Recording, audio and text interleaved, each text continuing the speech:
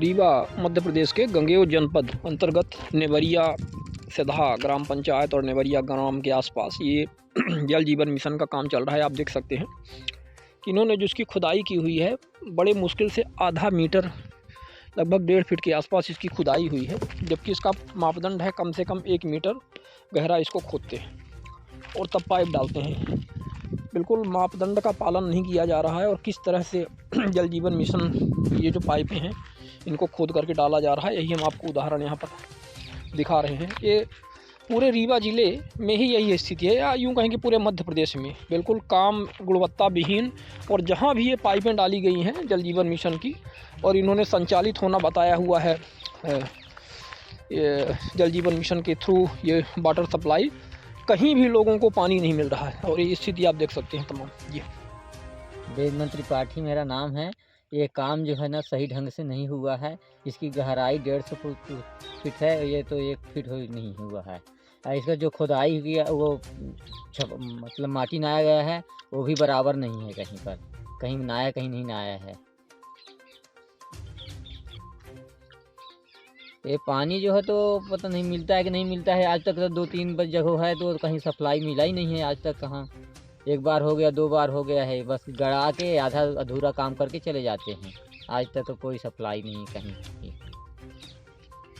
जल जीवन मिशन के अंतर्गत रीवा मध्य प्रदेश में काम चल रहे हैं ग्राम पंचायतों में, और जो ग्राम पंचायतें की रोडें हैं उनको साइड शोल्डर उनको पूरी तरह से खोद करके नष्ट किया जा रहा है। ये जल निगम और पीएचई विभाग के जो ठेकेदार हैं इनके द्वारा ये काम किया जा रहा है।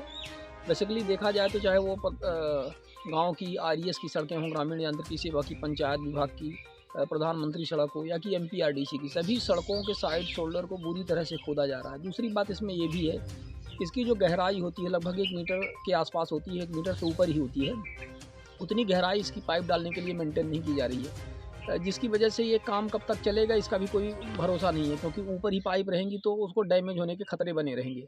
अब ये खोदते हैं और उसमें जब पाइप डालते हैं तो पाइप डालने के बाद इसको समतल करने का प्रावधान रहता है। तो समतल करने के दौरान इसमें बेसिकली होता क्या है कि फंडा इसका ये है, एक्चुअली इसका कॉन्ट्रैक्ट, इसका राशि बहुत ज़्यादा होती है। इसका कारण क्या होता है कि जो रोड है उसको यथावत उसी तरह से बनाया जाना होता है। तो मतलब आपको रोलर चलाना होता है, उसका कॉम्पैक्शन मेंटेन करना होता है, वाइब्रेटर चला करके उसको बैठाना होता है। मतलब रोड को जिस तरह से आपने उसको खोदा हुआ है बिल्कुल यथावत स्थिति में ही उसको बना करके आपको देना है, इसीलिए इसका राशि भी ज़्यादा होती है। लेकिन ये करते क्या है कि पैसा बचाने के चक्कर में, लीपा पोती करने के चक्कर में इसको खोदते हैं। खोदने के बाद में ऐसे ही पाइप डाल देते हैं। पाइप डालने के बाद में ऊपर से हल्का फुल्का इसी तरह से मिट्टी डाल देते हैं, मिट्टी मोरम जो भी वहीं पर रहती है, और उसको बस ऐसे ही छोड़ देते हैं। और कई जगह तो ऐसा भी है कि ये इन्होंने मतलब गांव की कई सारी से बड़ोखर का उदाहरण बताया। यहाँ पे आसपास पनगड़ी, सरई और यहाँ पे नेवरिया का है सधा पंचायत में, मतलब आसपास के इतने सारे गांव हैं जहाँ की सड़कों को तो खोदने के बाद में इन्होंने ऐसे ही छोड़ दिया है, पाइप भी नहीं डाला हुआ है। जबकि नियम इसका ये भी होता है कि जैसे आप इसको खोदते जाइए, पाइप डालते जाइए और लेवल करते जाइए। लोगों को दिक्कतें भी हो रही हैं। ये इसके लिए पूरी तरह से जो जिला कलेक्टर हैं पूरी तरह से जिम्मेदार हैं, जिला कलेक्टर रीवा। इनको गांव की तरफ देखने के लिए बिल्कुल कोई समय नहीं है। ये सब वहीं पे एसी में बैठे हुए रीवा में, और बस इनका वही उतना ही रहता है। मतलब गांवों में क्या चल रहा है, ग्रामीण विकास के फील्ड में क्या हो रहा है, इनको इससे कोई लेना देना नहीं है। बहुत ही दुर्भाग्यपूर्ण स्थिति है, और यदि ऐसे रहा तो ये पूरा सत्यानाश हो जाएगा पूरे विकास कार्य का।